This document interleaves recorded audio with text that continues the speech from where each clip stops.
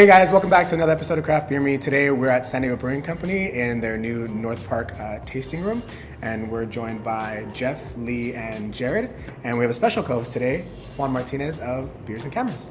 Nice to be here. Yeah. So what made you guys open up the North Park location? Why this neighborhood? Why now?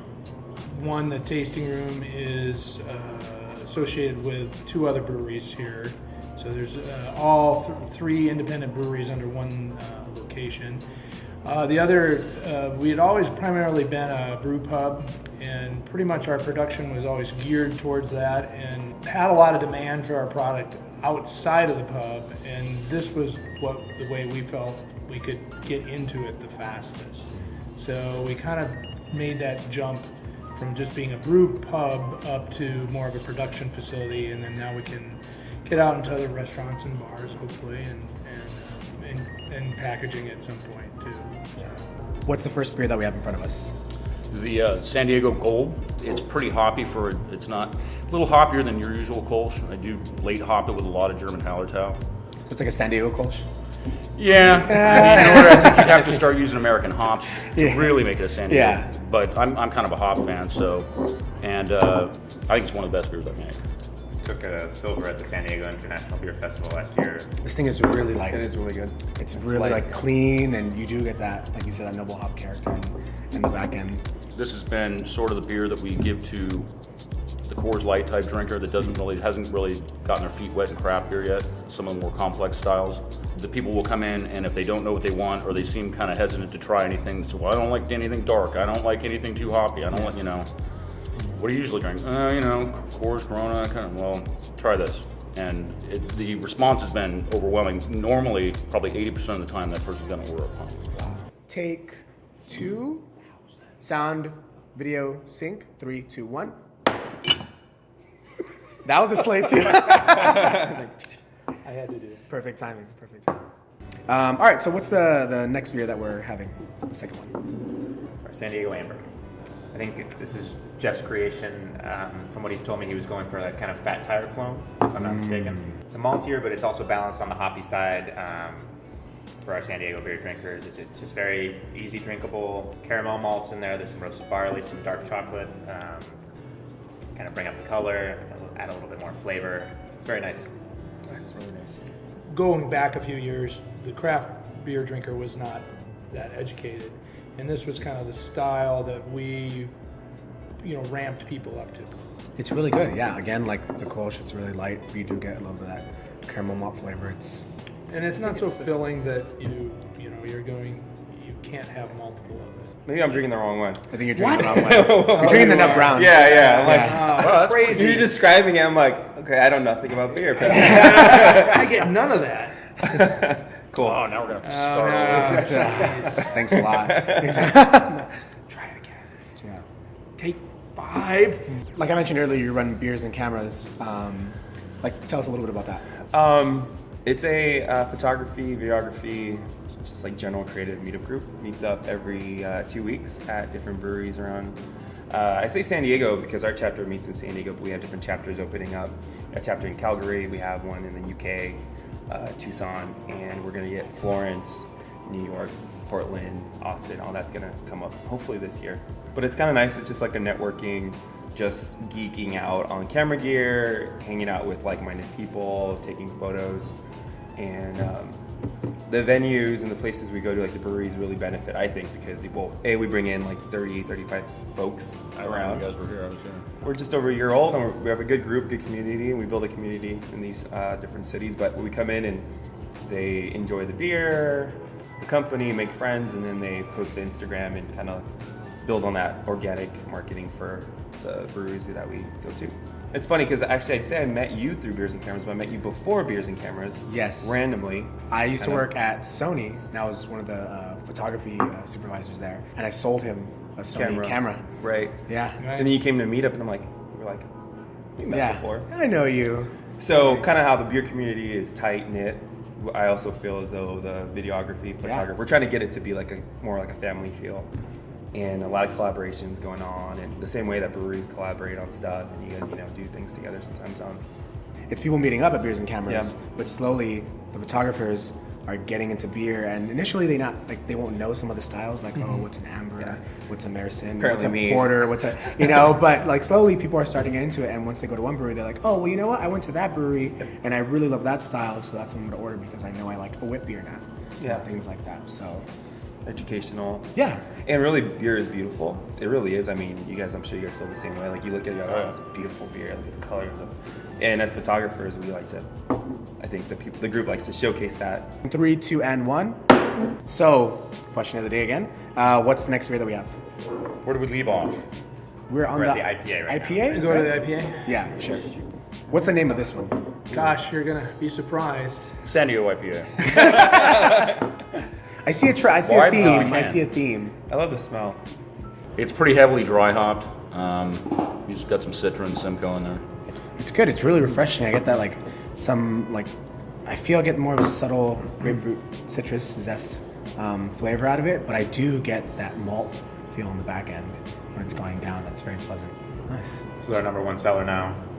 This one won gold medal at the IPA category at San Diego International Beer Festival. Wow. Like 100 IPAs.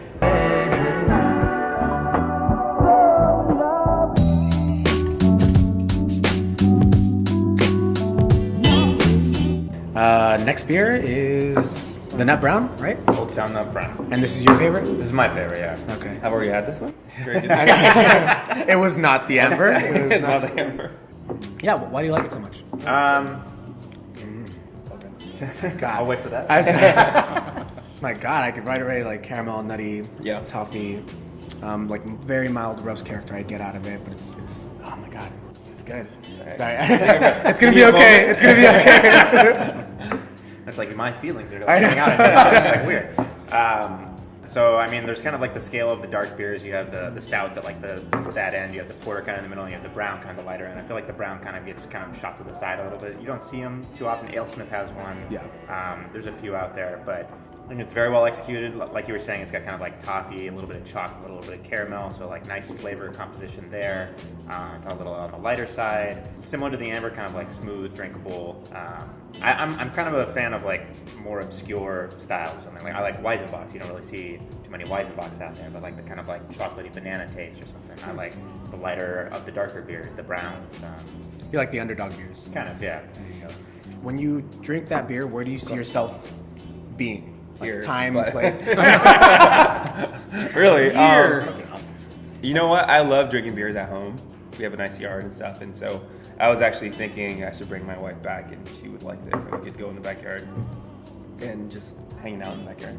So how do you guys like guide people to the Nut Brown when they're kind of a little scared of the darker beers? They're like, oh, I don't know. Like, how do you kind of like educate them and introduce them into the Nut Brown? I'll say it's kind of like the gateway to dark beers or something because it's like starting light, but it's still a little bit of the flavor there, not too like dry or roasty, still a little bit more malty. So it's kind of like where I would start with people who say they don't like dark beers, but it's like, well, if you're willing, let me give you this to try. Oh, try something. You know, again, we have to always preface it. You know, no actual nuts gave their life because there are the allergy people. Yeah. So, Do you guys see yourselves as specializing in a certain style of beer? Like IPAs only or Belgian forward or... Right.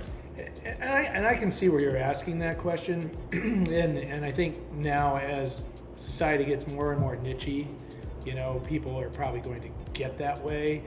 Again, when we started, we could do whatever. You know, there wasn't that many breweries in town, so it wasn't like, you know, you had to do that. Just doing craft beer was something really unique. Yeah. And now to have to focus on just one style, I think it's kind of very limiting for us. I mean, again, with the name San Diego Brewing, I think we try to, you know, be out there for a lot of different people and have some styles that everybody can appreciate. And Jarrod has definitely been seeking out styles that are underappreciated and has been looking at some unique underdog beers. Thank you, yeah. So yeah, Jeff's been primarily brewing the cores here, and so I've kind of had a little bit of room to wiggle, I guess. So I made a Weizenbach, which I guess I was talking about earlier, and I kind of like that banana-y kind of German wheat flavor.